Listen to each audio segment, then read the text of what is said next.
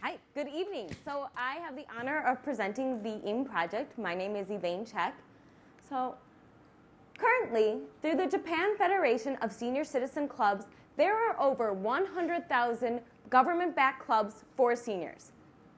But before we celebrate, let's kind of think about this.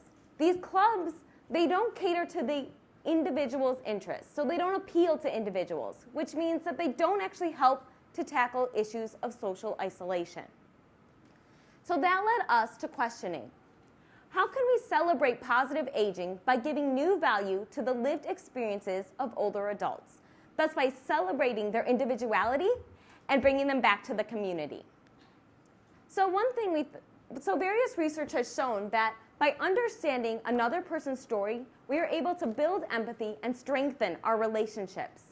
So we thought, what if we gather the personal stories of the older adults of Shibuya and use that as our basis? Now, for this project, our main partners have been the members of the Minkan Gaiko Circle. And now this is a group of seniors who gather twice a month to practice English as a grassroots effort to assist and welcome visitors to Japan. Now, one thing we observed during our initial interviews that when we were in a group setting, the seniors were able to bond over mutual topics. But we had to think, how do we make these personal stories actionable so that the seniors can actually bond with the greater community? And that's when we developed the Story Living Workshop Toolkit. So it's a two-part workshop. And in the first part, we gather the personal stories in a systematic way. And then in the second part, we use those personal stories as inspiration to build new collective stories. So in part one, we had 6 participants. And we worked one-on-one to gather the personal stories. And then for part 2, we had 20 participants, and we broke up into groups of 5 with 2 facilitators. And then together, we dissected those personal stories, and then together, as a collaborative team, created new stories. Now, our feedback, we got a lot, showed that the toolkit was successful in helping the seniors to recall memories more easily. But also, it helped to boost creative confidence. They became more creative as the workshop went on.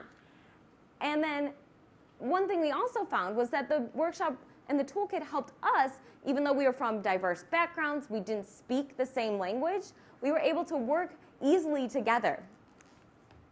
Now, to summarize our findings, the seniors told us how much they love Shibuya. Shibuya is a great place, but it's kind of a young person's town. So they don't feel like they have a place necessarily here. But they don't want a place that's just for older adults, just for seniors, because that's what the clubs do currently, and it's not really successful. They want diversity. And through our project, we were able to give them that diversity and that diverse teamwork.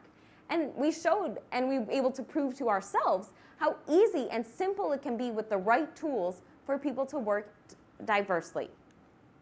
Now, our future work is that we're going to implement our collective ideas into the public spaces. And we actually invite you, if you want to collaborate with us, to join us for that. But the final takeaway that I want to give you all is, it's not enough just to have a foreigner or have a senior citizen in the room. We need to be a part of the conversation. So I implore you to work with us to understand our stories, listen to us, and then work together with us for designing for diversity. Thank you so much.